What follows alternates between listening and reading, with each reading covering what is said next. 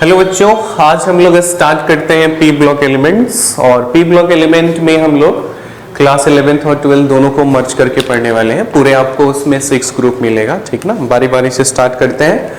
तो सबसे पहले चैप्टर का नेम लिख लेते हैं। ये हम लोग का चैप्टर है पी ब्लॉक एलिमेंट्स। देखिए पी ब्लॉक एलिमेंट्स क्या है, सबसे पहले इसी का डेफिनेशन जान लीजिए। वैसे एलिमेंट्स जिनका लास्ट इलेक्ट्रॉन पी सबसेल में एंटर करता है उसको क्या बोलते हैं बताइए? पी ब्लॉक एलिमेंट्स बोला करता है ना। ये स्टार्ट होगा आपको ग्रुप 13 से। ग्रुप 13, 14, 15, 16, 17 और 18 है ना। पूरे 6 ग्रुप आपको इसमें स्टडी करना है। तो हम लोग सारे ग्रुप्स को बारी बारी से अच्छे से पढ़ने वाले हैं। तो चलिए इसमें सबसे पहला ही स्टार्ट करते हैं ग्रुप 13 एलिमेंट्स। देखिए ग्रुप 13 एलिमेंट्स में कौन कौन से इसके मेंबर्स हैं इसको जान लीजिए। देखिए ग्रुप 13 में ये बोरन फैमिली होता है। बोरन फैमिली का मतलब ये, इसका पहला एलिमेंट क्या होगा? बोरन होगा, है ना। ऐसा इसको लिखते हैं। सबसे पहले इसमें आता है बोरन, फिर एल्यूमिनियम, ये लिख देते हैं। ये ग्रुप 13 से स्टार्ट होता है। तो ऐसा हम लोग बना लेते हैं। ये बोरन है, फिर एल्यूमिनियम है, फिर गैलियम है, फिर इंडियम है और ये फिर थैलियम है ना। इसको देखिए आप याद भी कर सकते हैं। याद करने का हमने ट्रिक बता रखा है आप लोग को। इनसे बैंगन, आलू, गाजर, इन थैला, है ना। या बाल, इसे बाल दोनों को मिला के बोलेंगे। फिर गंगाधर, इन तिलक, ऐसे भी याद किए थे ना। तो जिस ट्रिक से आपको याद हो जाए आप, और सारे एलिमेंट्स को ना आप याद रखिए ट्रिक से। क्योंकि जो भी हम लोग रेडियस का बात करेंगे, डेंसिटी का बात करेंगे, रिएक्टिविटी का बात करेंगे, तो उसमें आपको एलिमेंट्स को याद रखना जरूरी है। अगर आप एलिमेंट्स को याद करके रखे हैं ना, तो काफी इजीली आप बता सकते हैं कि क्या हो रहा है। रेडियस में किस तरह की चेंजिंग होगी, आईपी में किस तरह की चेंजिंग होगी, आप उसको इजीली आइडिया लगा सकते हैं, ठीक है। तो देखिए यहाँ पे सबसे पहले हम लोग क्या करते हैं कि ये जो बोरन है ना, बेसिकली देखिए ये तो है तो मेटल वाइड, लेकिन इसको हम लोग नॉन मेटल्स के अंदर में रखते हैं। नॉन मेटल बोलने का मतलब, मेटल वाइड्स बोलने का मतलब होता है कि वैसा एलिमेंट ना जिसका कैरेक्टर मेटल्स और नॉन मेटल्स के बीच में वेरी करेगा ना, उसको मेटल वाइड्स बोलते हैं। तो बोरन जो है मेटल और नॉन मेटल के बॉर्डर पे होता है, लेकिन इसमें सबसे ज्यादा नॉन मेटेलिक कैरेक्टर है, इसलिए इसको क्या बोल देते हैं? नॉन मेटल्स के अंदर में रख लेते हैं, ठीक है। बाकी के जितने भी आपको मेंबर्स दिखाई दे रहे हैं, एल्यूमिनियम, गैलियम, इंडियम और थैलियम जो है, ये सारे के सारे बाबू मेटल्स है। ये मेटल्स के फॉर्म में एग्जिस्ट करते हैं, ठीक है। और बाकी जो एबंडेंस देखें सबसे ज्यादा कौन पाया जाता है, तो ये एक नॉन मेटल है, तो इसका रेयर एबंडेंस है। ये आपको नेचर में बहुत ही कम मिलने वाला है, ठीक है। तो ऐसे लिख सकते हैं कि रेयर एबंडेंस, इसका एबंडेंस बहुत ही कम होने वाला है, ठीक है। और जो सबसे ज्यादा इसमें एबंडेंस होता है, ये थर्ड मोस्ट एबंडेंट एलिमेंट है ना। इसको हम लोग लिख सकते हैं, जो एल्यूमिनियम है ये third most abundant element in earth crust, है ना। ये तीसरा आपको सबसे ज्यादा एबंडेंट एलिमेंट है अर्थ क्रस्ट में, ठीक ना। बाकी के जो है गैलियम, इंडियम और थैलियम, ये एवरेज एबंडेंस है इनका, ठीक ना। इनको हम लोग लिख सकते हैं ये एवरेज एबंडेंस होता है। जैसे आप खुद सोचिए ना, ऐसे एल्यूमिनियम सबसे ज्यादा होता भी है और उसका सबसे ज्यादा यूज भी हम लोग के डेली लाइफ में, ठीक है। ऐसे बोरन का भी यूज है सर्जरी में। हम लोग बोरन वगैरह का, बोरन का जो कंपाउंड है ना, उसका हम लोग वहां पे यूज करते हैं, ठीक ना। लेकिन एल्यूमिनियम हम लोग के डेली लाइफ में ना सबसे ज्यादा आता है। जैसे हम लोग खाना वगैरह पैक करते हैं ना, देखिए तो खाना वगैरह जिस फॉइल्स में पैक करते हैं, जिस पतला सा सीट में पैक करते हो, क्या होता है? एल्यूमिनियम का ही बना होता है। या सस्ता क्वालिटी का जो मिठाई वगैरह होता है ना, उसमें भी एल्यूमिनियम डाला जाता है। एल्यूमिनियम का जो छोटा छोटा उसका पाउडर है ना, उसको डाल दिया जाता है। लेकिन जो महंगा मिठाई होता है ना, उसमें गोल्ड्स का या सिल्वर का हम लोग क्या करते हैं, वो पाउडर्ड फॉर्म में उसको डालते हैं, ठीक है। तो ये तो कुछ इसका बेसिक इंफॉर्मेशन है। अब हम लोग बात करेंगे इसके इलेक्ट्रॉनिक कॉन्फ़िगरेशन पे। किस तरह से आप इसके इलेक्ट्रॉनिक कॉन्फ़िगरेशन लिखेंगे, क्योंकि देखिए इलेक्ट्रॉनिक कॉन्फ़िगरेशन में बहुत सारा राज इसका छिपा हुआ है। बहुत सारे कैरेक्टर्स को ना हम लोग इलेक्ट्रॉनिक कॉन्फ़िगरेशन से ही डील कर देते हैं, ठीक है। तो अच्छा से देखिए, सबसे पहला मेंबर है ये बोरन, फिर एल्यूमिनियम है, फिर गैलियम है, फिर इंडियम है और फिर ये थैलियम है, ठीक है। देखिए इसका एटॉमिक नंबर क्या होगा? 5। याद करिए मैजिक नंबर। तो मैजिक नंबर से पहला को याद कर लीजिए, फिर इसमें 8 ऐड कर दीजिए, तो इसका एटॉमिक नंबर कितना हो जाएगा? 13 हो जाएगा। फिर इसमें 18 ऐड कर दीजिए तो ये आपको 31 मिलने वाला है, फिर इसमें 18 ऐड कर दीजिए तो ये 49 मिलने वाला है, और फिर इसके अंदर में 32 ऐड कर दीजिए तो इसका एटॉमिक नंबर कितना मिलेगा, 81 मिलेगा। तो ये तो एटॉमिक नंबर हो गया।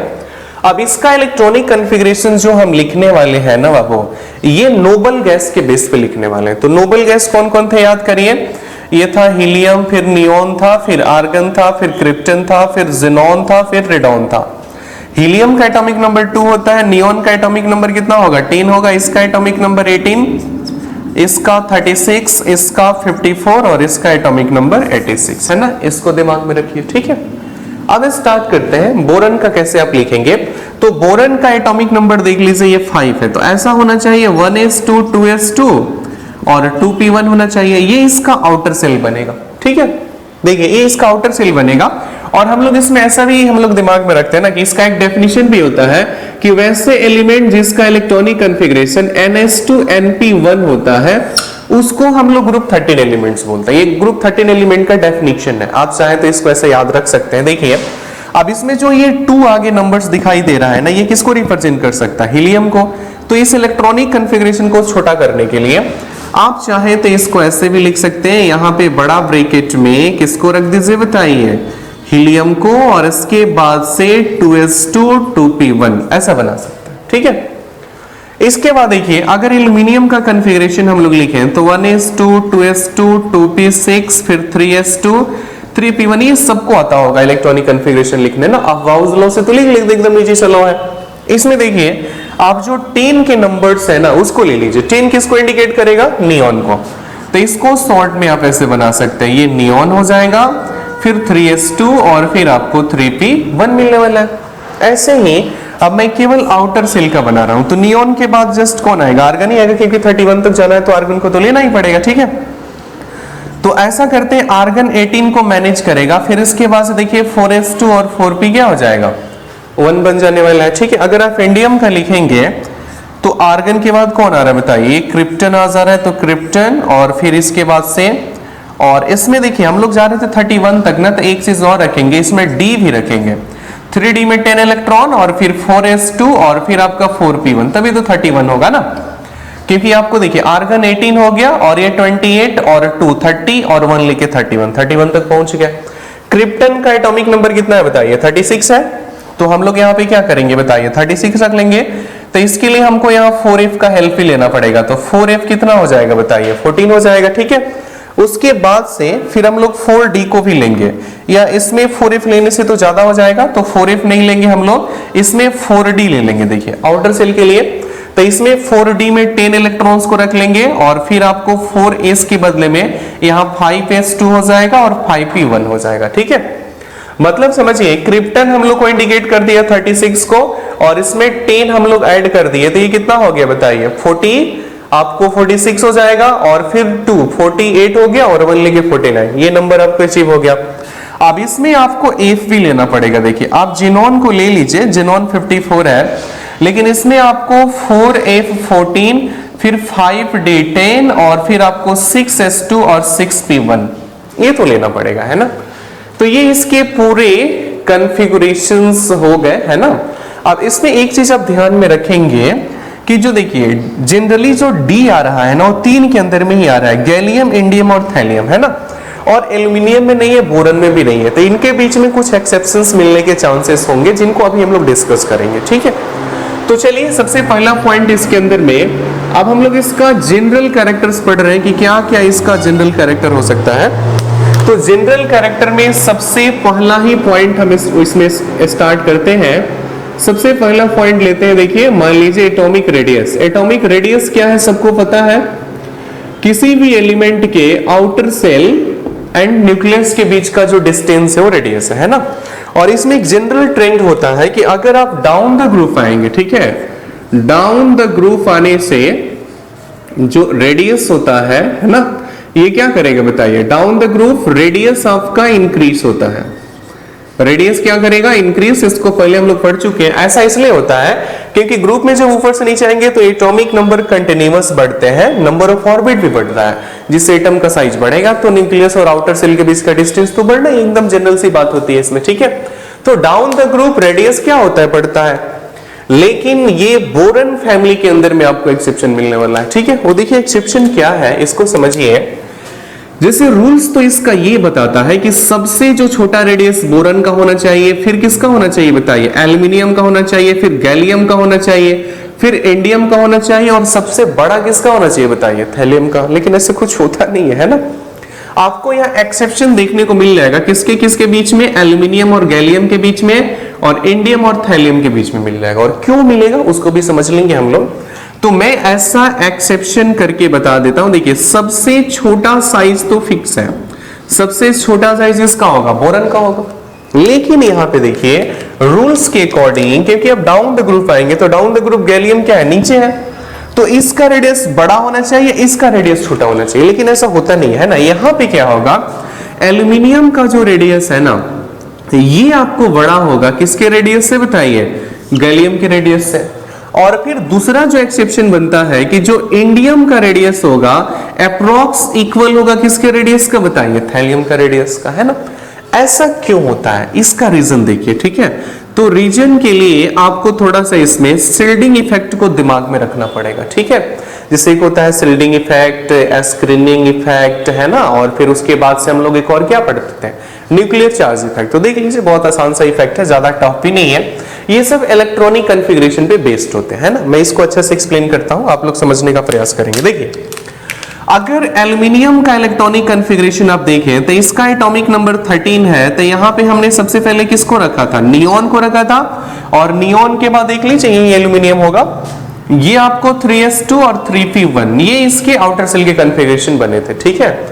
लेकिन गैलियम के केस में देखिए, गैलियम का नॉर्मल नहीं है, देखो बाबू, गैलियम में 31 एटॉमिक नंबर है, और इसमें हमने रखा हुआ देखिए आर्गन को रख लिया है, और इसके अंदर में आया हुआ है देखिए 3d10, फिर आपको 4s2 और 4p1 आया हुआ है ना। इसमें आप समझिए, आप दिमाग लगाइए, मैंने पहले भी बताया होगा आप लोग को कि न्यूक्लियस के जो सबसे क्लोजर होता है वो s ऑर्बिटल होता है। इससे थोड़ा सा दूर जो होगा वो p होगा। p के बाद कौन होगा बताइए, d होगा। d के बाद कौन होता है बताइए, f होता है। अब है क्या इसमें, देखिए सबसे ज्यादा तो शिल्डिंग है, अट्रैक्शन है या पेनिट्रेशन है, वो सबसे ज्यादा अट्रैक्शन न्यूक्लियस किस पे अप्लाई करेगा, s पे करेगा।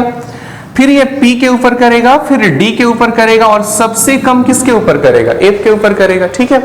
अब इसमें देखिए d तो आते हैं बेचारे, लेकिन ये d काफी दूर होते हैं, है ना। आप ऐसा कंसेप्ट से सोच सकते हैं कि d अगर काफी दूर है तो न्यूक्लियस तो उस पे ज्यादा फोर्स तो लगाएगा नहीं, लेकिन इस पे जब ज्यादा फोर्स नहीं लगाएगा तो इन दोनों पे ज्यादा फोर्स लगा सकता है, और इसको अपने और क्या करेगा, विड्रॉ करेगा। क्यों, क्योंकि इसका एटॉमिक नंबर ज्यादा है। देखिए इसमें गैलियम के केस में क्या है, एटॉमिक नंबर ज्यादा है, और जो d ऑर्बिटल्स में इलेक्ट्रॉन जा रहे हैं वो 10 इलेक्ट्रॉन जा रहे हैं, और d का जो शिल्डिंग है न्यूक्लियस द्वारा जो उस पर अट्रैक्शन लगाया जाएगा वो सबसे कम है। तो d के इलेक्ट्रॉन तो विड्रॉ नहीं हो पाएंगे, इसलिए जो सबसे लार्जर अट्रैक्शन होता है वो किस पे लग जाता है, s और p के ऊपर। क्योंकि गैलियम में न्यूक्लियस पावरफुल है, d का सिल्डिंग इफेक्ट, सिल्डिंग का मतलब क्या, न्यूक्लियस जो इलेक्ट्रॉन को अपनी ओर खींच रहा है, सिल्ड कर रहा है, that is called shielding effect, है ना। तो d का सिल्डिंग इफेक्ट सबसे कम है, मतलब न्यूक्लियस d के इलेक्ट्रॉन्स को अपनी ओर विड्रॉ नहीं कर पाएगा, नहीं खींच पाएगा दूर होने की वजह से। तो s और p पे ज्यादा फोर्स लगाएगा, और s और p के इलेक्ट्रॉन एकदम खींच के एकदम क्या होंगे बताइए, न्यूक्लियस के क्लोजर आ जाएंगे, और गैलियम का रेडियस छोटा हो जाएगा, एल्यूमिनियम का रेडियस क्या होगा, बड़ा हो जाएगा, है ना। ये कंसेप्ट है, ठीक है। अगला देखिए, फिर यहाँ पे देखो इंडियम और थैलियम, इनका एटॉमिक नंबर भी देख लीजिए। इनके अंदर में देखो ये 4d आ रहा है, 4f आ रहा है, 5d आ रहा है, ठीक है। तो हम लोग ऐसा बोलते हैं ये अप्रोक्स में इक्वल है ना, क्योंकि इसके अंदर में f आ रहा है और इसके अंदर में d आ रहा है। f और d दोनों का शिल्डिंग इफेक्ट बहुत ही पुअर होता है, पुअर शिल्ड होने वाले एलिमेंट है, तो इसलिए इनका जो रेडियस है ना अप्रोक्स में क्या कर सकते हैं, सेम मान सकते हैं विथ इसी कंसेप्ट के हेल्प से, ठीक ना। क्योंकि f भी न्यूक्लियस से काफी दूर होगा, और d ऑर्बिटल्स भी न्यूक्लियस से क्या होता है बताइए, काफी दूर होता है, ठीक है। चलिए इसके बाद जो नेक्स्ट टॉपिक लेते हैं, टॉपिक नंबर 2। अगर आपने रेडियस को समझ गया तो इसमें और जो एक्सेप्शंस है उसको भी आप आराम से समझ सकते हैं, ठीक है। आप देखिए अगला बात करते हैं, देखो अब इसमें डेंसिटी की बात करते हैं। देखिए डेंसिटी क्या हो सकता है, तो डेंसिटी आप लोग सिंपल समझिए, एक जनरल ट्रेंड होता है कि डाउन द ग्रुप डेंसिटी क्या करती है, इंक्रीज करती है। हम लोग के पास डेंसिटी का फॉर्मूला भी होता है मास डिवाइडेड बाय जो वॉल्यूम है, ये डेंसिटी है। मास को अगर हम लोग कांस्टेंट मान लें, इसको फिक्स कर दें, तो डेंसिटी इनवर्सली प्रोपोर्शनल किसकी हो जाने वाली है, वॉल्यूम का, है ना। अगर वॉल्यूम ज्यादा है तो डेंसिटी क्या होगी बताइए, कम होगी। इनवर्सली का मतलब यही, अगर मास को आपने कांस्टेंट रख के चला हुआ है तो। देखिए जनरल जो ट्रेड हम लोग इसमें यूज करेंगे कि डेंसिटी क्या है बताइए, डेंसिटी इंक्रीज करेगी, कब इंक्रीज करेगी बताइए, डाउन द ग्रुप। जब आप ग्रुप में ऊपर से नीचे आएंगे ना तो डेंसिटी एलिमेंट्स का बढ़ने वाला है, ठीक है, इंक्रीज होने वाला है, ठीक है। लेकिन इसमें भी एक्सेप्शन है ना, ग्रुप आपको 13 में बहुत सारे एक्सेप्शंस मिलेंगे। तो इसमें क्या एक्सेप्शन है आप लोग सोच सकते हैं, बता भी सकते हैं हमको क्या एक्सेप्शन हो सकता है। देखिए अब देखिए इसमें बाकी तो सारा रूल वही चलेगा, उसमें ज्यादा टेंशन लेने की बात नहीं है। मेनली एल्यूमिनियम और गैलियम पे देखना है। एल्यूमिनियम का रेडियस क्या है बताइए, बड़ा है। गैलियम का रेडियस क्या है, छोटा है। जिसका रेडियस छोटा उसकी डेंसिटी क्या होगी, ज्यादा होगी। जिसका रेडियस बड़ा उसकी डेंसिटी कम। मतलब ये काफी क्लोजर में देखेंगे, है ना। ये क्लोजर एटॉमिक नंबर है तो इसमें चेक कर रहे हैं। अगर देखो इसमें क्या है, अगर मास वेरी कर रहा है ना, अगर मास भी बढ़ जाए डेंसिटी भी बढ़ जाए, तो वैसे केस में अगर दोनों इक्वल बढ़ेगा, आपको मास भी बढ़ जाए वॉल्यूम भी बढ़ जाए इक्वल, अगर तो डेंसिटी पे कोई फर्क नहीं पड़ता है, ठीक है। लेकिन ये यहां पर देखिए एल्यूमिनियम और गैलियम के बीच में एक्सेप्शन क्रिएट होगा, ठीक है। ऐसा क्यों, क्योंकि इनके बीच में क्या है बताइए, डी तो काफी दूर हो जाता है, जिससे इसका साइज छोटा होता है। साइज छोटा मतलब वॉल्यूम कम, वॉल्यूम कम, और मास तो लगभग में हम लोग अप्रोक्सीमेशंस में अगर देखें तो मास लगभग में सेम ही आ जाता है, ठीक है ना। तो इसलिए हम लोग बोल सकते हैं कि गैलियम का डेंसिटी ज्यादा होगा और एल्यूमिनियम की डेंसिटी क्या हो जाएगी, कम हो जाएगी, है ना। तो ये कंसेप्ट यहाँ पे इसको दिमाग में रखिए, ठीक है। अगला देखिए 3 नंबर हम लोग बना सकते हैं कि BP and MP, boiling point and melting points, इसका हम लोग ऑर्डर देख लेते हैं। देखिए बीपी में तो कोई टेंशन लेने की बात नहीं है। डाउन द ग्रुप क्या होता है बताइए, एलिमेंट का साइज क्या होगा, बढ़ता चला जाएगा। जब एलिमेंट का साइज बढ़ता है तो जाहिर सी बात है उनके बीच में जो अट्रैक्शनल फोर्सेस लगते हैं ना वो कम होते जाते हैं, ठीक है। ऊपर से नीचे आएंगे साइज बढ़ेगा, न्यूक्लियस और आउटर इलेक्ट्रॉन के बीच में अट्रैक्शनल फोर्स कम होगा, इस वजह से बीपी क्या होता है, डिक्रीज होता है। तो बीपी का तो कोई ज्यादा टेंशन लेने की बात नहीं है। इसमें सिंपल है कि बोरन का सबसे ज्यादा हो जाएगा, फिर एल्यूमिनियम का हो जाएगा, फिर गैलियम का हो जाएगा, फिर इंडियम का हो जाएगा, फिर थैलियम का। लेकिन जो एक्सेप्शन बनेगा ना वो मेल्टिंग पॉइंट में बनेगा, इसको दिमाग में रखेंगे। अब देखिए इसमें क्या एक्सेप्शन है मैं आपको बता देता हूं कि जो यहाँ पे बोरन है ना, समझिए बोरन तो एक बेसिकली नॉन मेटल है। अब उसका एक्सेस हाई मतलब मेल्टिंग पॉइंट हो जाता है, उसकी मेल्टिंग पॉइंट सबसे ज्यादा होती है, क्योंकि बोरन आपको 2 एलोट्रॉप्स के फॉर्म में एग्जिस्ट होता है। एक है क्रिस्टलाइन फॉर्म और एक है एमोर्फस फॉर्म। तो क्रिस्टलाइन फॉर्म में जो इसका स्ट्रक्चर होता है उसको आइकोसाहेड्रल बोलते हैं, और आइकोसाहेड्रल होने की वजह से ना इसका जो एमपी है बहुत ही ज्यादा होता है, जितना एक्सपेक्ट किया जाता है उससे कई गुना ज्यादा हो जाता है, ठीक है। तो वही मैं इसमें सबसे पहला पॉइंट बना लूंगा कि boron has the highest MP due to its icosa. देखिए नाम को ध्यान में रखेंगे, ये सब पॉइंट इंपॉर्टेंट है। आइकोसाहेड्रल स्ट्रक्चर है ना, आइकोसाहेड्रल स्ट्रक्चर होने की वजह से इसकी एमपी क्या होती है, सबसे ज्यादा होती है। और गैलियम जो है ना काफी सख्त होता है जी, ठीक है। सोडियम की लाइक ही है, आप नॉर्मल टेम्परेचर पे ना वो जल्दी से वो मेल्ट, थोड़ा देर आप अपने हाथ पे रखेंगे वो मेल्ट करना शुरू हो जाता है। तो सबसे जो लोएस्ट मेल्टिंग पॉइंट है वो गैलियम की है, और सबसे जो हाईएस्ट मेल्टिंग पॉइंट है वो किसकी है बताइए, बोरन की है, ठीक है। तो इसको बढ़िया से कॉपी कर लें, कोई भी डाउट होने से आराम से पूछना है। अगला पॉइंट को देखते हैं, ठीक है। तो देखिए मेनली इसमें जो कुछ भी हो रहा है सब इलेक्ट्रॉनिक कॉन्फ़िगरेशन के बेस पे हो रहा है। अगर इलेक्ट्रॉनिक कॉन्फ़िगरेशन आपने दिमाग में रखा है तो सारे के सारे टर्म एकदम आसान तरीका से आप कवर कर सकते हैं, ठीक है। देखिए इसके बाद हम लोग बात कर लेते हैं कि ये किस टाइप के कंपाउंड्स बना सकते हैं। फॉर्मेशन ऑफ कंपाउंड्स को देख लेते हैं जनरल कैरेक्टर्स में, ठीक है।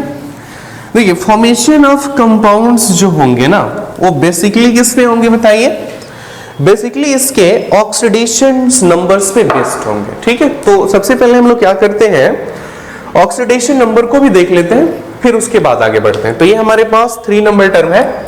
आप सीधे मैं 4 पे बात करता हूं, ऐसा लिख लेता हूं, देखिए ऑक्सीडेशन नंबर। अब इसको आप केमिकल प्रॉपर्टीज में भी काउंट कर सकते हैं, जनरल कैरेक्टर्स के अंदर में मैं सबको मैं डिस्कस करा रहा हूं, ठीक है। देखिए ऑक्सीडेशन नंबर क्या होंगे, जैसे ये आपके पास है बोरन है, फिर एल्यूमिनियम है, फिर गैलियम है, फिर इंडियम है, फिर थैलियम है।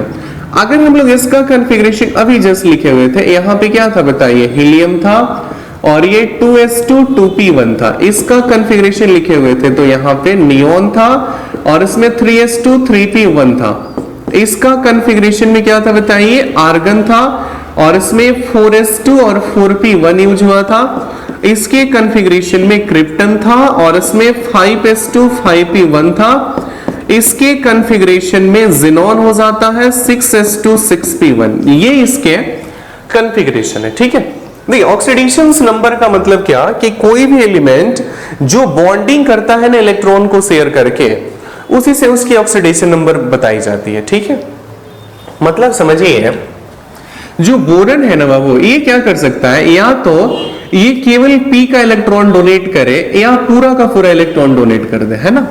तो जब p का इलेक्ट्रॉन डोनेट करेगा तो इसका ऑक्सीडेशन नंबर +1 हो सकता है, और जब s और p दोनों का कर देगा तो कितना हो जाएगा, +3 हो जाएगा। सेम कंसेप्ट से आप सबका बता सकते हैं। देखिए जितने भी हैं इसमें सब +1 और +3 दोनों तरह के ऑक्सीडेशन स्टेट को क्या कर सकते हैं बताइए, शो कर सकते हैं। लेकिन इसमें भी आपको रीजन आने वाला है, अब एक्सेप्शंस आने वाले हैं, है ना, उसका रीजनिंग भी हम लोग सीखेंगे। जनरली हम लोग बोल सकते हैं कि जो ग्रुप 13 के मेंबर है 1 और 3 ऑक्सीडेशन स्टेट को शो कर सकते हैं, लेकिन सब नहीं करता है। अब इसमें मैंने एक जनरल सा ट्रेड लिख दिया हुआ है, अब उसको देखेंगे कि इसमें किसका किसका ऑक्सीडेशन नंबर +3 स्टेबल है और किसका +1 स्टेबल है। तो इसके लिए मैं एक कंसेप्ट लिख रहा हूं, क्लियर हो जाएगा एकदम आसान तरीका से, आप लोग इसको समझ जाएंगे। मैं ऐसा लिख देता हूं कि स्टेबिलिटी ऑफ +1 ऑक्सीडेशन स्टेट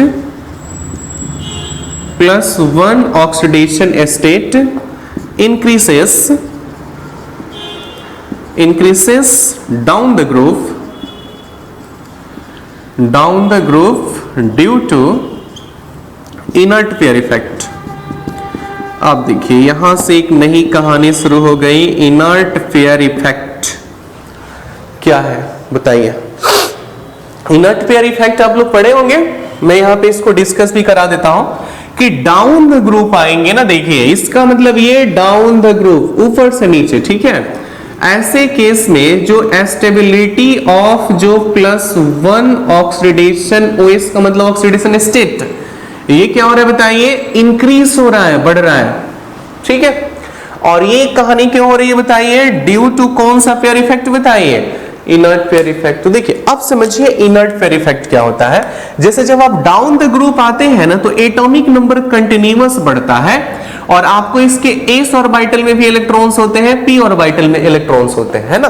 तो यहां पे समझिए मैंने अभी जस्ट आपको इसके पहले रेडियस वाले कंसेप्ट में समझाया था कि मान लीजिए कि आपके पास एलिमेंट है तो ये इसका सेंटर, इसका न्यूक्लियस, इसके सबसे करीब क्या होगा, s होगा, s के बाद p होगा, p के बाद क्या होगा, d होगा, d के बाद क्या होगा बताइए, f होगा। जो सबसे ज्यादा न्यूक्लियस अपना अट्रैक्शन अप्लाई करता है वो s पे करता है, s के बाद p पे करेगा, p के बाद d पे करेगा, d के बाद कहां पे करता है, f पे करता है, ठीक है। तो आप थोड़ा सा डाउन द ग्रुप देखिए, डाउन द ग्रुप आने से एटॉमिक नंबर कंटिन्यूअस बढ़ता है। एटॉमिक नंबर कंटिन्यूअस जब बढ़ेगा ना तो ऐसे केस में बाबू देखो जो न्यूक्लियर चार्ज है, न्यूक्लियस में जो नंबर ऑफ प्रोटॉन्स है ना, ये कंटिन्यूअसली क्या करते हैं, इंक्रीज करते हैं। कंटिन्यूअसली इंक्रीजमेंट होने से इनका सेंटर बहुत पावरफुल होगा। अब सेंटर पावरफुल होगा तो ये एस को इतना हाईली फोर्स से खींचेंगे ना, बिल्कुल उसको अट्रैक्ट करके इतना हाईली फोर्स अट्रैक्शन अप्लाई करेंगे कि ये इनर्ट हो जाएगा। इसका कोई भी इलेक्ट्रॉन केमिकल रिएक्शन में पार्टिसिपेट होगा ही नहीं। इसी को इनर्ट पेयर इफेक्ट बोलते हैं। जैसे आप समझिए मैं इंडियम को लेके समझाता हूं। जैसे मान लीजिए कि इंडियम का ही न्यूक्लियस है, ठीक है, तो इंडियम के न्यूक्लियस में 5s में 2 इलेक्ट्रॉन है और p में कितना इलेक्ट्रॉन है बताइए? आपके पास 1 इलेक्ट्रॉन है, तो समझ लीजिए कि इसमें मैं ये 2 इलेक्ट्रॉन को यहां पे बना दिया और p के अंदर में 1 इलेक्ट्रॉन बना दिया। अब ये न्यूक्लियस काफी पावरफुल है। जब न्यूक्लियस काफी पावरफुल है देखिए, तो ये एस वाले इलेक्ट्रॉन को अपने ओर क्या करेगा? काफी हाईली फोर्स से विड्रॉ करेगा। इस वजह से एस वाले इलेक्ट्रॉन क्या होंगे बताइए? बॉन्डिंग में पार्टिसिपेट ही नहीं होंगे। ओनली पार्टिसिपेट कौन होगा? पी वाला। तो जब पी वाला पार्टिसिपेट होगा तो एक ही इलेक्ट्रॉन पार्टिसिपेट हो रहा है ना, तो इसलिए जो ऑक्सीडेशन नंबर होगा सबसे ज्यादा स्टेबल वो कौन वाला होगा बताइए? +1 वाला। तो इसको दिमाग में रखेंगे। इंडियम का ऑक्सीडेशन स्टेट +1 और थैलियम का भी ऑक्सीडेशन स्टेट क्या लेंगे बताइए? +1 लेके चलेंगे। और ये ऐसा क्यों हो रहा है? ड्यू टू कौन सा इफेक्ट बताइए? इनर्ट पेयर इफेक्ट की वजह से ऐसा हो रहा है, ठीक है। अगला टर्म देखिए, अब ऑक्सीडेशन नंबर देख लिए, तो यहां से अब हम लोग इसका डिफरेंट रिएक्शन भी करा सकते हैं, ठीक है। इसी के अंदर में जनरल में हम लोग आयोनाइजेशन पोटेंशियल्स को भी देख सकते थे। जो आयोनाइजेशन पोटेंशियल हम लोग पढ़े थे ना एस ब्लॉक में, एप्रोक्स उसी के कंसेप्ट से हो जाएगा, ठीक है। तो यहाँ पे केमिकल के अंदर में ही देखते हैं। 5 नंबर में यहाँ पे टर्म बना देता हूं, रिएक्शन विथ यहाँ पर ऑक्सीजन। ऑक्सीजन के साथ में ये कैसे रिएक्शन करने वाले हैं इसको देख लीजिए, ठीक है। जनरली जो हम लोग के पास ये बोरन है ना, ये क्रिस्टलाइन फॉर्म में ऑक्सीजन से रिएक्शन देने वाला नहीं है। इसका रीजन क्या है देखिए, क्योंकि इसका स्ट्रक्चर हमने क्या बताया था देखिए, आइकोसाहेड्रल है ना, जो क्रिस्टलाइन फॉर्म में ना एक बहुत ही कॉम्प्लेक्स स्ट्रक्चर है। और इसी वजह से जो बोरन है ना वो हाईली स्टेबल होता है। तो क्रिस्टलाइन फॉर्म में तो जनरल रिएक्शन नहीं करेगा, लेकिन एमोर्फस फेज में वो रिएक्शन कर सकता है, ठीक है। और उसके लिए भी टेम्परेचर आपको बहुत ज्यादा रखना पड़ेगा, काफी हाई टेम्परेचर पे इसकी रिएक्शन आपको करानी पड़ेगी। तो देखिए यहाँ पे हम लोग क्या करेंगे, लिख देंगे कि ये बोरन है और इसका रिएक्शन जब ऑक्सीजन से कराएंगे ना, देखो बाबू, और काफी एक्सेस टेम्परेचर रखना होता है, अप्रॉक्स 700 डिग्री सेल्सियस से आपको ऊपर रखना पड़ेगा। तो ये सीधा बनाएगा अपना ऑक्सीडेशन स्टेट शो करेगा। देखिए ऑक्सीडेशन स्टेट कितना शो करेगा? +3, क्योंकि डाउन द ग्रुप +1 वाला स्टेबल हो रहा है, तो अप द ग्रुप मतलब जब ग्रुप में ऊपर जाएंगे तो +3 वाला ज्यादा स्टेबल होगा। मतलब यहां से ये कंसेप्ट देखिए, बोरन का हाईली जो ऑक्सीडेशन स्टेट स्टेबल होगा +3, एल्यूमिनियम का भी +3, इसका भी +3 और इनका क्या हो जाएगा? 1-1 वाला स्टेबल हो जाएगा, ठीक है। तो इसको दिमाग में रखेंगे, ठीक है। फिर आप क्या करिए, अगर आप यहाँ पे एल्यूमिनियम को क्या करिए, ऑक्सीजन के साथ में रिएक्शन करा दीजिए, इसको हीट करिए। तो इसको हीट करने से बनने वाला है आपको Al2O3, एल्यूमिनियम ऑक्साइड बनेगा। उसी तरह से देखिए ये पार्शियली तो +3 तो होते ही है, लेकिन स्टेबल नहीं होता है। तो ये भी ऑक्सीजन से रिएक्ट करके ऑक्साइड तो बनाएंगे, लेकिन ज्यादा स्टेबल आपको नहीं मिलने वाला है। तो अगर आप क्या करेंगे, गैलियम को किससे रिएक्शन करा दीजिए बताइए? O2 से। तो ये भी Ga2O3 बनाने का चांसेस रखेगा, ठीक है। उसके बाद देखिए, अब देखो अब इंडियम और जो थैलियम है ना, ये बेसिकली अपना ऑक्सीडेशन स्टेट +1 शो करेंगे, माने +1 वाला ज्यादा स्टेबल है। तो अब ऐसा नहीं है कि ये +3 शो नहीं करेगा, +3 भी शो करेगा, लेकिन बहुत कम। +3 जो शो करेगा ना, उस कंपाउंड की स्टेबिलिटी क्या होगी बताइए? सबसे कम होने वाली है, ठीक है। तो यहां पे जान लीजिए, ये इंडियम जब ऑक्सीजन से रिएक्शन करेगा तो ऐसा बना सकते हैं In2O3, और ये जब रिएक्शन करेगा तो Tl2O3 बना सकते हैं, ठीक है। इसमें समझने वाली बात क्या है देखिए, हमने आपको पहले ही बता रखा है कि ये एक क्या है बताइए, नॉन मेटल है। और नॉन मेटल्स के जो ऑक्साइड होते हैं ना, ये एसिडिक नेचर के होते हैं। तो ये B2O3 होने वाला है एसिडिक, इसको दिमाग में रखिए। अब ये बाकी के जो दो है ना, देखिए एल्यूमिनियम और गैलियम, ये एम्फोटेरिक होते हैं। एम्फोटेरिक इसको बोलते थे बताइए? एम्फोटेरिक का मतलब ये एसिडिक और बेसिक बोथ कैरेक्टर्स में आने वाले हैं। नीचे मेटालिक कैरेक्टर और ज्यादा इंक्रीज हो जाता है, इसलिए ये कंप्लीटली कौन से कैरेक्टर के हो जाएंगे बताइए? बेसिक नेचर वाले बन जाने वाले हैं, ठीक है। तो ये इनकी ऑक्सीजन से रिएक्शन की कहानी है, इसको आप दिमाग में रखिए, ठीक है। एकदम आसान है। इसी तरह से अगर हम लोग क्या करें, देखो वो अगर हाइड्रो ऑक्साइड से भी रिएक्शन करा देना, तो हाइड्रो ऑक्साइड्स के केस में भी ऐसे ही होने वाला। देखिए उसमें भी ज्यादा कुछ डिफरेंस आपको देखने को नहीं मिलेगा। जैसे मान लीजिए कि अगर हमने OH ही रखा होता, मैं यहीं पे बता देता हूं एक लाइन में, अगर सपोज करिए कि ये आता तो BOH का होल थ्राइस आता, ठीक है। उसके बाद से अगर एल्यूमिनियम का हमने रखा होता तो AlOH का होल थ्राइस मिलता। गैलियम को अगर OH से रिएक्शन कराया जाए तो ये आपको थ्राइस बनाता। इंडियम भी कुछ वैसे ही थ्राइस बनाता है, और फिर थैलियम भी हाइड्रोक्साइड में ऐसा थ्राइस ये बनाता, ठीक है। अब देखिए इसमें भी वही केस है कि ये आपको जो सबसे पहले BOH का होल थ्राइस है ये एसिडिक नेचर का होगा, और बाकी दोनों पड़ोसी क्या हो जाएंगे, एम्फोटेरिक नेचर, और लास्ट वाले जो दोनों पड़ोसी हैं ये कौन से नेचर के हो जाएंगे, बेसिक नेचर के हो जाएंगे, ठीक है। तो बिल्कुल क्लियर है ना, एकदम क्रिस्टल क्लियर कंसेप्ट, कोई भी डाउट होने से आप पूछे, ठीक है। चलिए आगे बात करते हैं नेक्स्ट। अब अगला रिएक्शन हम लोग देखते हैं वाटर के साथ में। देखो अब रिएक्शन करा देते हैं पानी के साथ में, कैसा रिएक्शन होने वाला है वाटर के साथ में। इसमें देखिए तो 6 नंबर जो रिएक्शन है इसमें लिख देते हैं रिएक्शन विथ वाटर। देखिए वाटर के साथ में कैसे रिएक्शन इनकी बनेगी, ठीक है। वाटर बोलने का मतलब कोई भी ठंडा पानी नहीं होगा, आपको बहुत ही हॉट वाटर लेके चलना होता है, और हॉट वाटर से हम लोग इसका रिएक्शन कराएंगे, ठीक है। तो देखिए कैसे रिएक्शन होगी इसमें। सबसे पहले हम क्या करते हैं, देखो बाबू, बोरन को लेके चलते हैं और इसको पानी से रिएक्शन कराते हैं वाटर से, और इसको कम से कम टेम्परेचर देंगे 773 केल्विन से ऊपर टेम्परेचर रखेंगे, उससे बड़ा टेम्परेचर रखेंगे तभी जाके ये रिएक्शन प्रोसीड होगी। तो देखिए इसमें एकदम आसान होने वाला है रिएक्शन, सिंपल है। वाटर कैसे होता है बताइए, H+ और OH-, ठीक है। देखिए जनरली इसमें क्या होगा, जो इसका OH- होगा ना ये B से रिएक्शन करेगा, और B से रिएक्शन करके क्या बना सकते हैं बताइए, BOH3, और बाकी जो आपको हाइड्रोजन गैस इसमें से निकलने वाला है जो H प्रेजेंट होगा, ठीक है। इसको और अच्छा से जब अरेंज करेंगे तो इसको ऐसा अरेंज करिए। अब ऐसा क्यों हुआ, OH की बैलेंसी 1 और B की बैलेंसी 3, तो B की बैलेंसी इधर शिफ्ट हो गया, OH का बैलेंस यहाँ आ गया, हमने डायरेक्ट लिख दिया। अगर आप 3 को मल्टीप्लाई करेंगे तो B होगा, फिर O3 होगा, फिर H3 होगा। इसको और अच्छा से अरेंज कर लीजिए तो ये H3BO3 मिला। इसका नाम देते हैं हम लोग कौन सा एसिड बताइए, इसी को तो बोरिक एसिड बोला करते हैं ना। देखिए यही कौन सा एसिड है बताइए, बोरिक एसिड। बाकी अगर आपको बैलेंस करना है तो इसको बैलेंस कर सकते हैं। देखिए यहाँ पे ये कितना हो जा रहा है, 3, 3, 2, 5 हो जा रहा है ना। तो हम लोग ऐसा करते हैं, इसको ये वाला टर्म को हमने 2 अगर हमको रख देना हो तो देखिए इसको इजिली बैलेंस किया जा सकता है।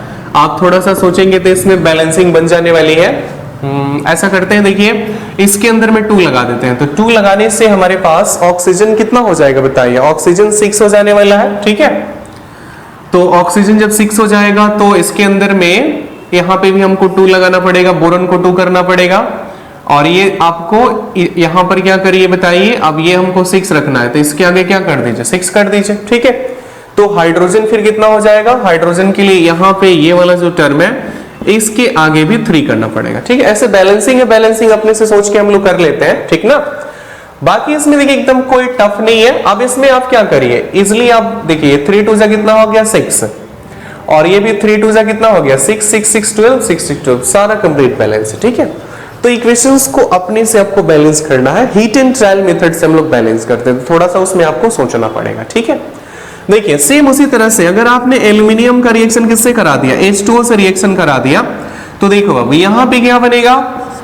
तो इसमें देखिए इसको भी अप्रॉक्स में आपको इतना केल्विन पे रिएक्शन करानी है, और यहाँ पे जब आप रिएक्शन कराएंगे ना तो देखो बाबू ये एक तो एल्यूमिनियम का ऑक्साइड भी बना सकता है, और ये एल्यूमिनियम का हाइड्रोक्साइड भी बना सकता है, दोनों बना सकता है। तो अगर इसको एस्टीम के साथ में अगर आपने हीट किया तो एल्यूमिनियम हाइड्रोक्साइड बनने के चांसेस भी हैं, और आपको एल्यूमिनियम ऑक्साइड बनने के चांसेस भी हैं। एल्यूमिनियम ऑक्साइड्स का फॉर्मूला Al2O3, दोनों बनने के चांसेस होते हैं, ठीक है। बाकी भी जो रिमेनिंग पड़ोसी हैं नीचे के जो एलिमेंट है उसी तरह से रिएक्शन करेंगे, ठीक है। तो बिल्कुल ये कंसेप्ट समझ में आया होगा ना। तो अगला देखते हैं नेक्स्ट रिएक्शन। देखिए अब इसके बाद से इसको आप लोग अच्छे से कॉपी करेंगे। अब हम लोग का 7 नंबर जो रिएक्शन है, देखिए जो सबसे इंपॉर्टेंट है, कई बार यहां से क्वेश्चन बन चुका है, एसिड के साथ में रिएक्शन कराते हैं। देखिए कि आखिर ये जो बोरन फैमिली है ना, एसिड के साथ में कैसा अपना रिएक्शन शो करेगा, इसको सीखते हैं, ठीक है। तो इसके लिए आपको दिमाग में रखना पड़ेगा कि हम लोग के पास बेसिकली दो टाइप के एसिड है, एक ऑक्सो एसिड्स होता है और एक कौन सा एसिड होगा बताइए, हाइड्रो एसिड होगा। ठीक है, तो ऑक्सो एसिड और हाइड्रो एसिड दोनों का रिएक्शन सेम नहीं होने वाला है, तो ये इंपॉर्टेंट भी है, बहुत भी है ये, कई बार यहाँ पे एंट्रेंस में क्वेश्चन बने हुए हैं। तो मैं ऐसा इसमें लिख देता हूं, रिएक्शन विथ ऑक्सो एसिड्स,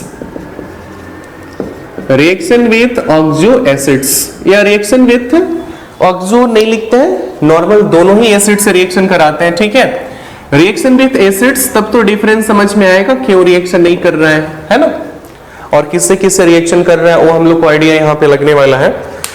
तो चलिए इसको देखो, अब इसको ध्यान से देखो, हमारे पास जो एसिड होते हैं ना, देखिए मैं ऐसे बना देता हूं साइड हेडिंग, एक हमारे पास होता है ऑक्सो एसिड्स, है ना, या इसको हम लोग ऑक्सीडाइजिंग एसिड्स के नाम से भी जानते हैं। देखिए ऑक्सीडाइजिंग एसिड्स, ऑक्सीडाइजिंग, यहाँ पे ऑक्सीडाइजिंग एजेंट्स भी बोल सकते हैं, ऑक्सीडाइजिंग एसिड्स भी बोल सकते हैं, जिनमें ऑक्सीजन होता है, और जो हाईली रिएक्टिव होते हैं उन्हीं को ऑक्सो एसिड्स में बोलते हैं, जिनके अंदर में जनरली ऑक्सीजन होने वाला है। एग्जांपल जैसे कंसंट्रेटेड H2SO4, है ना, कंसंट्रेटेड HNO3 नाइट्रिक एसिड।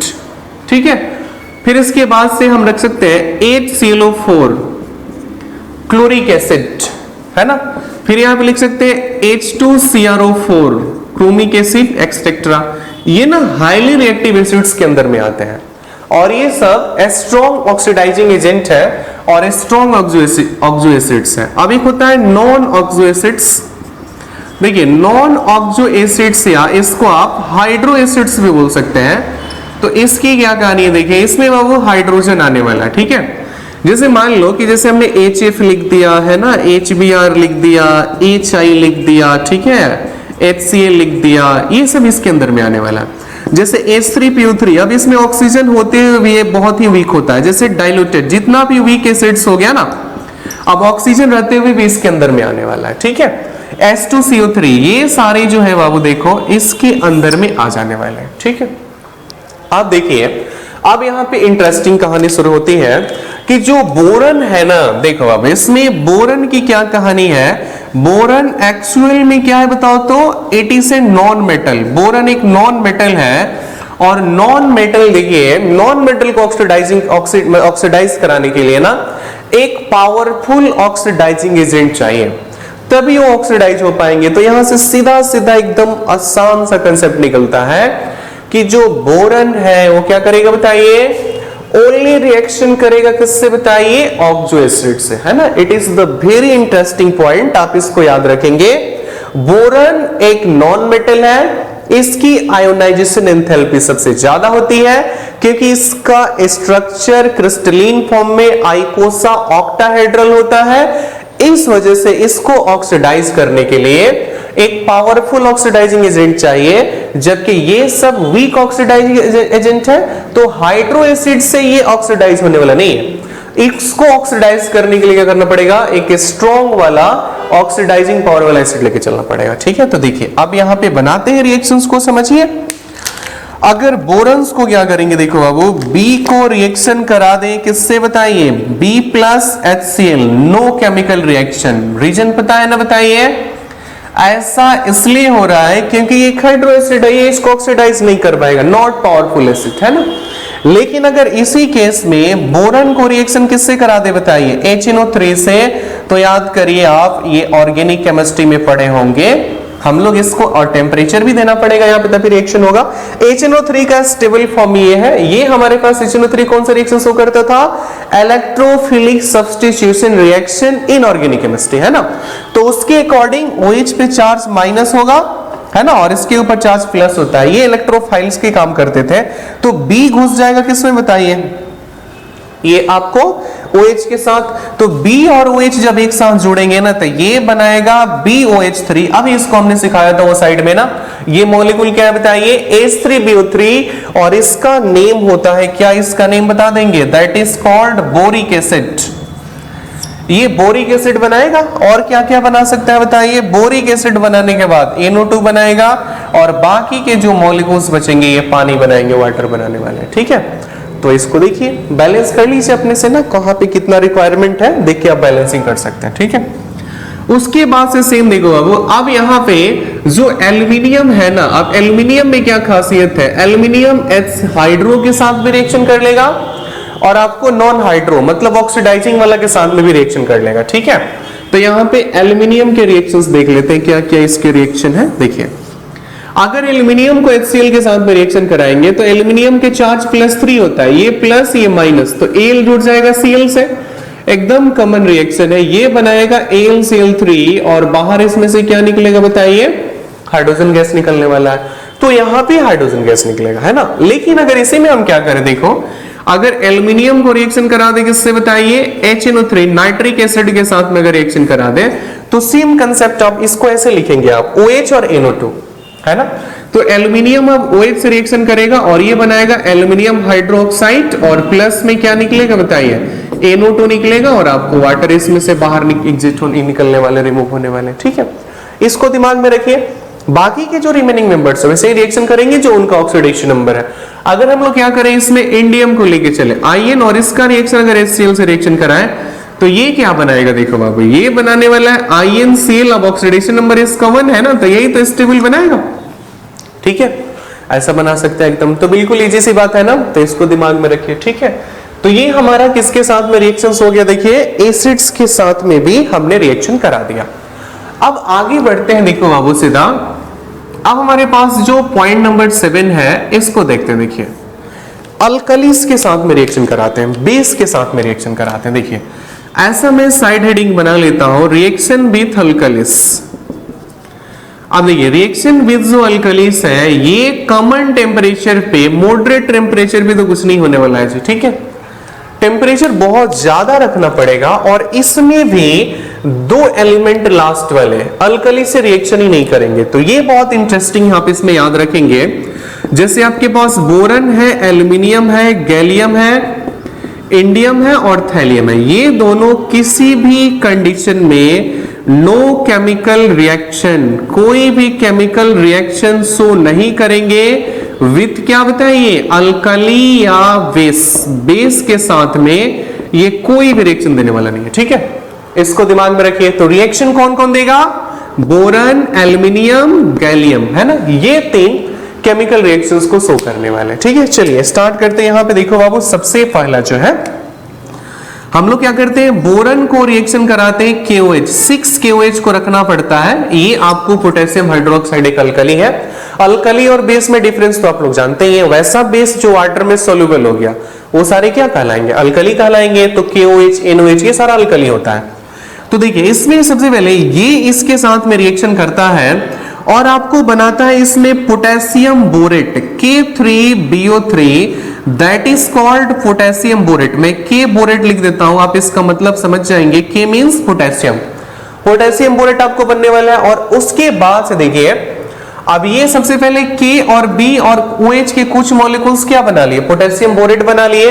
बाकी इस प्रोसेस में अब ये मेटल है तो इसलिए गैस कौन सी रिलीज होती है बताइए, हाइड्रोजन गैस इसमें रिलीज होने वाली है, ठीक है। देखिए बैलेंस करना होगा तो एकदम इजी तरीका से बैलेंस कर सकते हैं। यहाँ पे ये 6 पार्ट इसका लिखा हुआ है और इसको हम लोग को हीट भी करना होता है, तो यहाँ बैलेंस करने के लिए क्या लगाइए, 2 लगाइए। तो ये आपके पास 6 ऑक्सीजन हो गया, इधर भी 6 ऑक्सीजन बन गया और B2 है तो इसके आगे भी 2 यूज कर दीजिए और हाइड्रोजन 6 है तो यहाँ पे 3 कर देने से कंप्लीट बैलेंसिंग हो जाएगी, ठीक है। तो ये है यहाँ पे। अगला देखिए अगर हम लोग देखो बाबू एल्यूमिनियम का रिएक्शन कराए बेस से, तो आप देखिए ये थोड़ा सा अलग केमिकल रिएक्शन करता है, इसको आप थोड़ा याद रखिए। ये ऐसे केमिकल रिएक्शन करने वाला है। यहाँ पे अभी इसका एक कॉम्प्लेक्स बनेगा, हम लोग ऐसा लिखेंगे कि 2Na और फिर Na और OH का यहाँ पे होल 4 और इसके ऊपर में माइनस चार्ज आता है, एक माइनस चार्ज आपको प्रेजेंट रहेगा, इस टाइप से बनाएगा और बाकी सारे कुछ OH के मॉलिक्यूल और आपको बाहर भी निकलेंगे, ठीक है। इसका नेम क्या लिखते हैं, देखिए इसका नेम हम लोग सिंपल बना सकते हैं। यहाँ पे देखिए एल्यूमिनियम आता है, Al प्रेजेंट रहेगा, ठीक है। इसको देखो बाबू और ऐसा हम लोग इसका जब नेम लिखेंगे तो Na से क्या लिख सकते बताइए, सोडियम, और ये हमारे पास कितने लिगेंड से बताइए, 4 लिगेंड्स है तो लिखना पड़ेगा टेट्रा, और OH को लिखते हैं क्या, हाइड्रोक्सो, है ना, हाइड्रोक्सो। और नेगेटिव है तो एल्यूमिनियम अब नहीं लिखेंगे, इसका नाम क्या बनाना पड़ेगा बताइए, एल्यूमिनेट, और इसका ऑक्सीडेशन नंबर निकाल लेंगे तो कितना आएगा बताइए 3। ये कोऑर्डिनेशन कंपाउंड में ऐसा हम लोग नेम लिखते हैं, एंट्रेंस वाले को मैं कोऑर्डिनेशन कंपाउंड पढ़ाऊंगा अलग से ना, तो उसमें हम लोग देखेंगे कि ये कैसे होता है, ठीक है।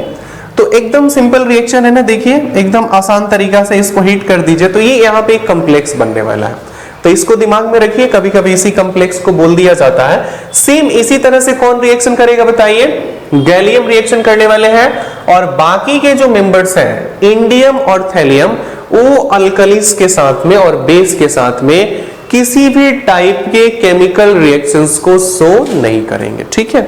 तो ये अल्कली के साथ में हो गया। अगला देख लीजिए 8 नंबर रिएक्शंस को, ये 7 था तो ये हम लोग का 8 हो जाता है ना, तो अब रिएक्शन नंबर हम लोग देखेंगे 9 देखते, देखिए हैलोजेंस के साथ करा लेते हैं और ये लास्ट रिएक्शन होगा। इसके बाद से सीधा हम लोग इसके जो ग्रुप 13 के कंपाउंड्स हैं उस पे आ जाएंगे, उसको डिस्कस करते हैं, ठीक है। तो देखिए 9 में लिख लेते हैं reaction with halogens, reaction with halogens, ये हैलोजन के साथ में कैसा एक्शन दिखाने वाला है इसको देखिए, ठीक है। तो जनरली देखिए जो हमारे पास मेंबर है ये बोरन, एल्युमिनियम, गैलियम, इंडियम और थैलियम, इसका ऑक्सीडेशन नंबर तो अभी पढ़े थे कि जो बोरन होगा ये सबसे स्टेबल +3 शो करेगा, ये भी +3, ये भी +3, लेकिन ये दोनों क्या करेंगे +1 ऑक्सीडेशन स्टेट को शो करने वाले हैं, ठीक है। तो अगर देखिए यहां से एक क्वेश्चन ऐसे भी बनता है कि सबसे जो ज्यादा यहाँ पे चार्ज हो सकता है बोरन पे +3 हो सकता है, एल्युमिनियम पे भी +3, गैलियम पे भी +3, और इंडियम पे अगर मैं जबरदस्ती +3 और थैलियम पे भी +3 रख दें तो स्टेबिलिटी का ऑर्डर क्या मिलेगा, है ना। तो आपको क्लियर होना चाहिए due to inert pair effect ये कभी ऐसा शो ही नहीं कर सकता है, ठीक है। तो इसलिए इन दोनों की स्टेबिलिटी सबसे कम हो जाएगी, तो सबसे ज्यादा जो स्टेबिलिटी है बोरन का है, एल्युमिनियम का है, गैलियम का है, और सबसे लास्ट में किसका बनाएंगे बताइए, थैलियम का। लेकिन +1 वाला के अकॉर्डिंग है ना, अगर मैं क्या करूं B+1 कर दें, Al+1 कर दें, गैलियम +1 कर दें, इंडियम +1 कर दें और थैलियम +1 करें तो ये हमारे पास मिलने वाला है, जो मैं ऑक्सीडेशन नंबर में आपको सिखा भी चुका हूं। Due to inert pair effect thallium का +1 ऑक्सीडेशन स्टेट सबसे ज्यादा स्टेबल होगा, और बोरन का जो ऑक्सीडेशन स्टेट है ये क्या होने वाला बताइए, सबसे कम होने वाला है। तो इसके अकॉर्डिंग देखिए क्या क्या कंपाउंड बन सकते हैं, सिंपल है, एक तो EX3 बना सकता है और दूसरा EX1। E किसको इंडिकेट करेगा, ये ग्रुप 13 के मेंबर्स को, और X किसको इंडिकेट करेगा बताइए, हैलोजेंस को इंडिकेट करने वाला, ठीक है। अब उन सारे कंपाउंड्स को देख लेते हैं कौन कौन से कंपाउंड, इसको अच्छे से आप लोग कॉपी कर लेंगे, है ना। अब ये कौन कौन से उसमें कंपाउंड का फॉर्मेशन हो सकता है इसको जान लीजिए, ठीक है। देखिए देखो अगर हम लोग क्या करें, अगर B के प्लेस पे अगर फ्लोरीन रख दें तो BF3 है ना, और दूसरा अगर रख ले तो AlF3 हो जाएगा, और फिर उसके बाद अगर गैलियम के साथ रख ले तो GF3 हो जाएगा, फिर इंडियम के साथ रख ले तो IF3 हो जाए, INF3 हो जाएगा, और थैलियम के साथ में रखें तो TLF3 बनने वाला है, ठीक है। इसमें देखिए ऐसा हम लोग बोलते हैं कि सबसे ज्यादा जो स्टेबिलिटी है वो किसकी है, तो देखिए स्टेबिलिटी ना अकॉर्डिंग टू डाइमर्स देखते हैं, जो डाइमर बनाएगा उसकी स्टेबिलिटी सबसे ज्यादा होने वाली है। इसमें एक चीज आप समझ लेंगे, अब इसके जगह पे और भी आप डिफरेंट ग्रुप्स को बना सकते हैं, आप कोई जरूरी नहीं है फ्लोरीन ले, ब्रोमीन, आयोडीन, ये सारा को आप लोग रख सकते हैं इसमें, ठीक है। देखिए इसमें क्या है, ये बोरन जो है ना इसके पास 3 ही इलेक्ट्रॉन होता है, तो ये फ्लोरीन के साथ में 3 ही बॉन्ड बनाएगा। देखिए जब ये फ्लोरीन के साथ में 3 बॉन्ड्स कर रहा है इसका मतलब ये इलेक्ट्रॉन डेफिशिएंट हुआ। इलेक्ट्रॉन डेफिशिएंट मॉलिक्यूल बोलने का मतलब क्या हुआ बताइए, इलेक्ट्रॉन डेफिशिएंट इसको हम लोग इसलिए बोल रहे हैं क्योंकि इसका ऑक्टेट पूरा नहीं है, इसके सेंटर में कितने इलेक्ट्रॉन है बताइए, 6 इलेक्ट्रॉन है। तो जब 6 इलेक्ट्रॉन है तो ये अपना ऑक्टेट पूरा करने के लिए ना बाहर से इलेक्ट्रॉन ले सकता है। इस वजह से अगर कोई एलिमेंट ना इलेक्ट्रॉन को एक्सेप्ट करने की टेंडेंसी रखता हो तो अकॉर्डिंग टू लुईस ये कहलाता है कौन सा एसिड बताइए, लुईस एसिड। इसलिए ये सारे के सारे कौन से एसिड्स हैं बताइए, लुईस एसिड्स के फॉर्म में एग्जिस्ट करने वाले हैं ना। देखिए अगर जो BF3 अगर ये देखो बाबू लुईस एसिड है तो इसका अगर आप NH3 के साथ में रिएक्शन करा देना तो NH3 लुईस बेस होता है। देखिए कितना अच्छा कॉम्बिनेशन बनेगा। एक बेचारा है लुईस एसिड और एक क्या है बताइए बेस, एकदम शानदार कॉम्बिनेशन। ये अपना लोन पेयर इसको दे देगा और इसके साथ में बॉन्डिंग कर लेगा, एक कोऑर्डिनेट बॉन्ड बनाने के चांसेस होते हैं यहाँ पे, ठीक है।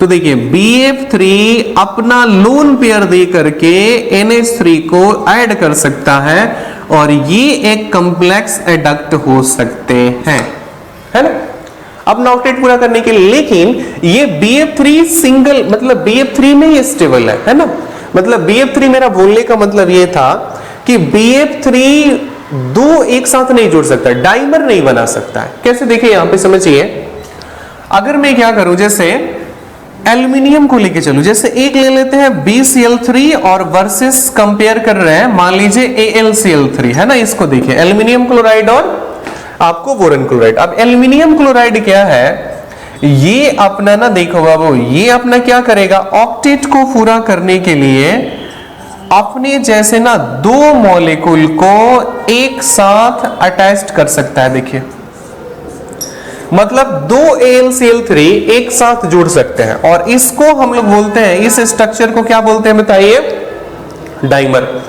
अब ये एल्यूमिनियम क्लोराइड हमेशा डाइमर के फॉर्म में एग्जिस्ट होता है, क्योंकि देखिए आपको एल्यूमिनियम को 8 इलेक्ट्रॉन चाहिए, तो ये क्या करता है, इसके पास ये 4 इलेक्ट्रॉन तो है, इस क्लोरीन से 2 इलेक्ट्रॉन ले लिया, इससे भी 2 ले लिया, तो यहां पे ये 2 कोऑर्डिनेट बॉन्ड को बना के अपना स्टेबिलिटी पूरा करता है। सेम यहां पर भी इस क्लोरीन से इलेक्ट्रॉन ले लेगा, 2 इससे ले लेगा और ये भी अपना ऑक्टेट क्या कर लेगा, पूरा कर लेगा। तो ऑक्टेट को पूरा करने के लिए, अपने स्टेबिलिटी को बनाने के लिए आपको केवल BF3 को छोड़ के सारे डाइमर्स बना लेंगे, ठीक है। ओनली कौन डाइमर नहीं बनाएगा, BCl3 या BF3 due to smaller size of boron. Boron का साइज स्मॉल है, इसलिए ये कभी भी डाइमर्स के फॉर्म में एग्जिस्ट करने वाला नहीं है, ठीक है। तो अगर यहां से हम लोग स्टेबिलिटी चेक करें ना, तो देखिए इन सब की स्टेबिलिटी क्या होने वाली है, ये तो सबसे कम होने वाली है, तो इनको हटा देंगे। इन तीनों में कंपेयर करें तो इसका ज्यादा होगा, फिर इसका ज्यादा होगा, फिर इसकी स्टेबिलिटी हो जाने वाली है, ठीक है। तो इसको आप ध्यान में रखेंगे, बहुत आसान सी बात है, ज्यादा कोई मुश्किल नहीं है, ठीक ना। आगे देखिए, देखते हैं इसके बाद से ये हमारे पास कितना नंबर हो गया था, 9 नंबर में, तो लगभग ये 9 ही है। लेकिन एक और छोटा सा टॉपिक है, उसको देख लेते हैं, फिर इसके कंपाउंड्स पे बात करते हैं, ये कौन कौन सा कंपाउंड्स का फॉर्मेशन कर सकता है, ठीक है, इसको देखेंगे। तो देखिए इसमें अब लास्ट हमारे पास जो 10 होगा, 10 को बाबू मैं ऐसा कर लेता हूं, इसमें फॉर्मेशन ऑफ कंपाउंड्स। देखिए फॉर्मेशन ऑफ कंपाउंड्स, इसका बोलने का मतलब है जो कंपाउंड्स बनाएंगे ना उनका नेचर कैसा होगा, ठीक है। मेनली हमको उसी को स्टडी करने वाले हैं, किस टाइप के कंपाउंड बनाने वाले हैं, ठीक है। तो देखिए हमारे पास ये एलिमेंट है, बोरन है, एल्यूमिनियम है, गैलियम है, इंडियम है और थैलियम है। आपको पता है ये कौन से हैं बताइए, ये बेचारे हैं नॉन मेटल, है ना, बहुत बड़े कंजूस, इलेक्ट्रॉन्स को तो देंगे नहीं। तो इलेक्ट्रॉन्स को जब ये देगा नहीं नॉन मेटल, तो नॉन मेटल में टेंडेंसी होती है हमेशा क्या बनाने के लिए बताइए, कोवेलेंट बॉन्ड। जब ये कोवेलेंट बॉन्ड बनाएंगे तो जो कंपाउंड्स होंगे उनका नेम हम कर सकते हैं, those compounds are called covalent compound. जबकि इसके नीचे इसके पड़ोसी सारे क्या है, मेटल है। लेकिन एल्यूमिनियम में डुअल नेचर है। डुअल नेचर कैसे है कि ये देखिए ये कोवेलेंट भी बना सकता है, आयोनिक भी बना सकता है, दोनों तरह के बॉन्ड बना सकता है। कौन बताइए, एल्यूमिनियम, है ना। लेकिन बाकी जो उसके नीचे आपको एलिमेंट्स दिखाई दे रहे हैं, गैलियम, इंडियम और थैलियम, ये सारे के सारे ना परफेक्ट कौन से बॉन्डिंग करेंगे बताइए, ओनली आयोनिक बॉन्डिंग करने वाले हैं, ठीक है। तो इसको आप अच्छा से याद रखिए। तो ये जो जनरल कैरेक्टर था ना, जिसमें हमने आपको ये जनरल कैरेक्टर्स को, एटॉमिक कैरेक्टर को भी समझा दिया, फिजिकल कैरेक्टर, उसका जो एबंडेंस है उसको भी हमने समझा दिया, और फिर साथ ही साथ इनके जो कुछ केमिकल रिएक्शंस थे जहां से क्वेश्चन बनने के चांसेस होते हैं उसको भी स्टडी करा दिया। अब हमारा टॉपिक है कंपाउंड्स ऑफ ग्रुप 13 एलिमेंट्स। क्या क्या कंपाउंड है, और इसको पढ़ने के बाद ना वो सारा ये हम लोग का ग्रुप 1 खत्म। ये अगर पूरा स्टडी कर लिए तो कंप्लीट हो गया हम लोग का ग्रुप 13। फिर डिस्कस करेंगे 14 एकदम छोटा है, आराम से खत्म हो जाएगा। ठीक है, देखिए सबसे पहला जो कंपाउंड इसमें स्टडी करना है, ये हम लोग को जानना है बोरेक्स के बारे में। बी नंबर लिख देते हैं, सबको साइड हेडिंग बना लेते हैं, फिर स्टार्ट करते हैं बोरिक एसिड। और सी नंबर में डाई बोरेन। ये बोरिक्स के बारे में सीखते, देखिए ये ग्रुप 13 एलिमेंट्स का कंपाउंड होता है।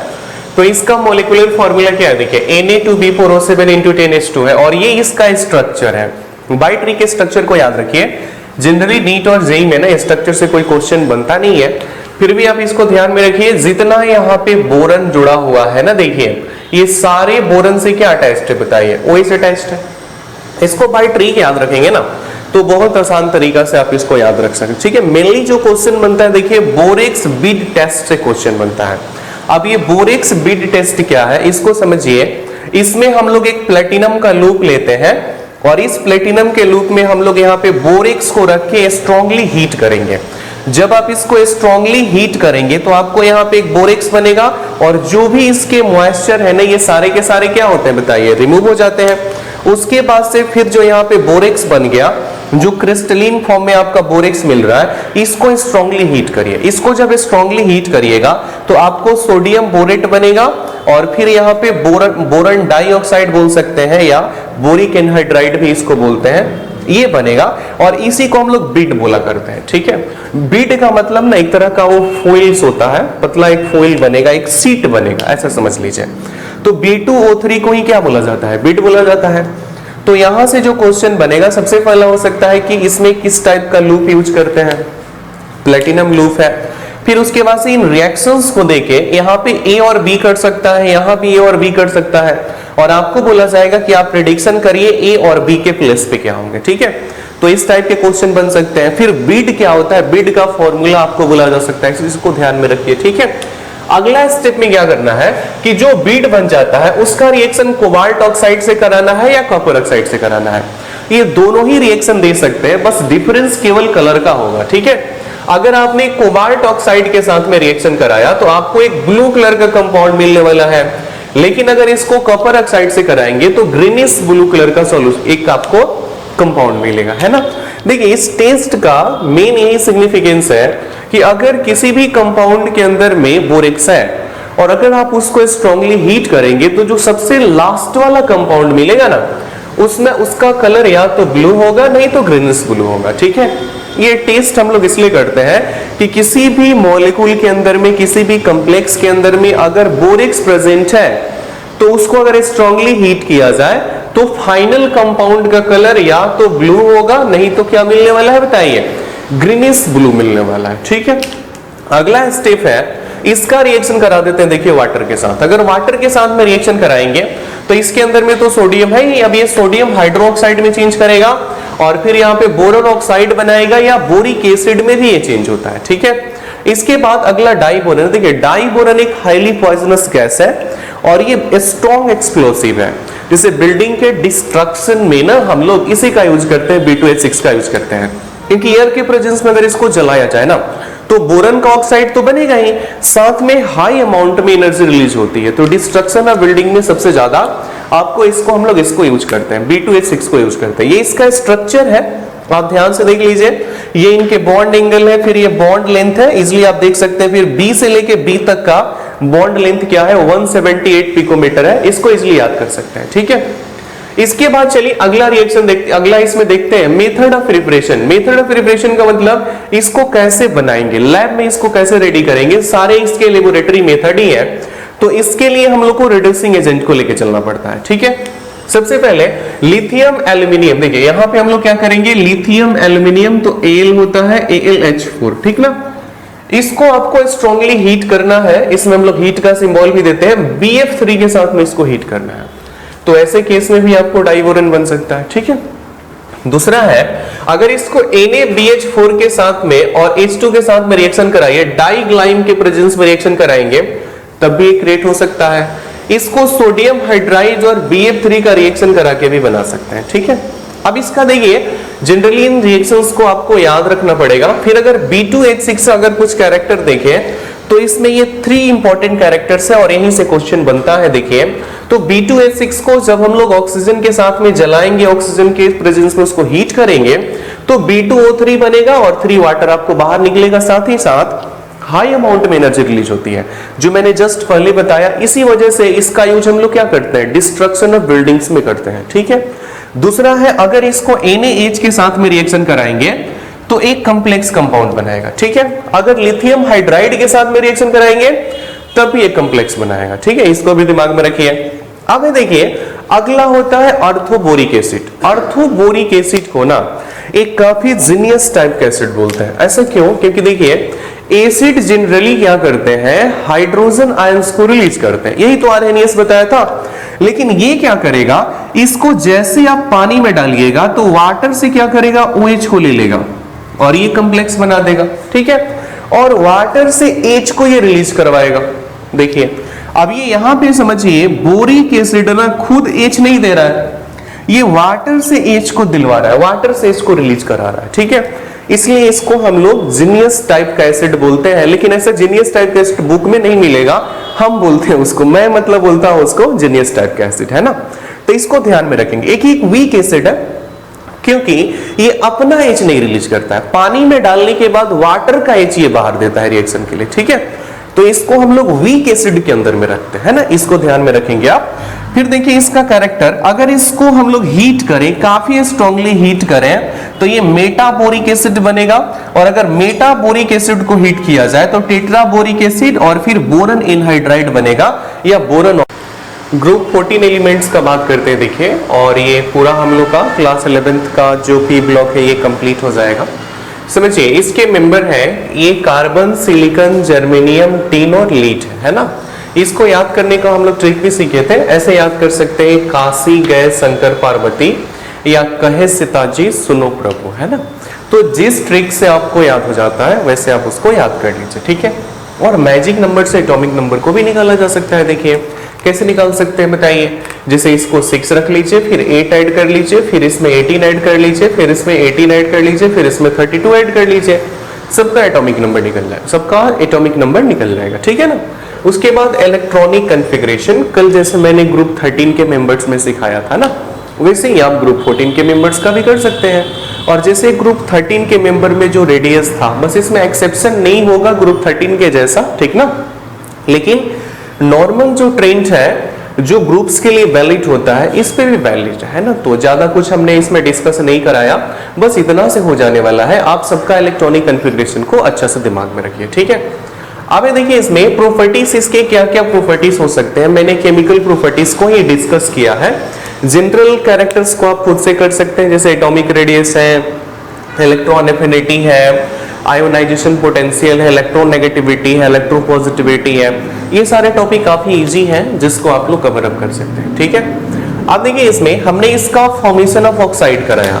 बेसिकली ये इसमें सबसे पहले इसका ऑक्सीडेशन नंबर जान लीजिए। ठीक है ना। तो ऑक्सीडेशन नंबर जो ये शो करते हैं ना, बताइए एकदम सिंपल सा तरीका से आप इसको बता सकते हैं। देखिए इसमें 2s2 2p2 है, तो या तो ये p का डोनेट करे या दोनों डोनेट करे। इसका मतलब ये +2 और +4 दोनों ही ऑक्सीडेशन नंबर को क्या कर सकते हैं, शो कर सकते हैं। तो जितने भी एलिमेंट हैं आपको जनरली +4 ऑक्सीडेशन नंबर शो करेंगे और +2 ऑक्सीडेशन नंबर भी शो करेंगे। मेनली देखिए जो ऊपर के एलिमेंट है ना, बेसिकली ये +4 ऑक्सीडेशन नंबर शो करेंगे, और नीचे के टीन और पीबी जो होते हैं ना, ये आपको +4 ऑक्सीडेशन नंबर भी शो करेंगे और +2 ऑक्सीडेशन नंबर भी शो करेंगे। ठीक है। तो इसको ध्यान में रखेंगे, ये दोनों +2 +4, जब +2 होता है तो स्टेनस पढ़ते हैं, जब +4 होता है तो स्टेनिक बोलते हैं। पीबी में +2 होगा तो क्या बोलेंगे, कोलंबस बोलेंगे, और जब +4 होगा तो उसको कोलंबिक बोलेंगे। ठीक है।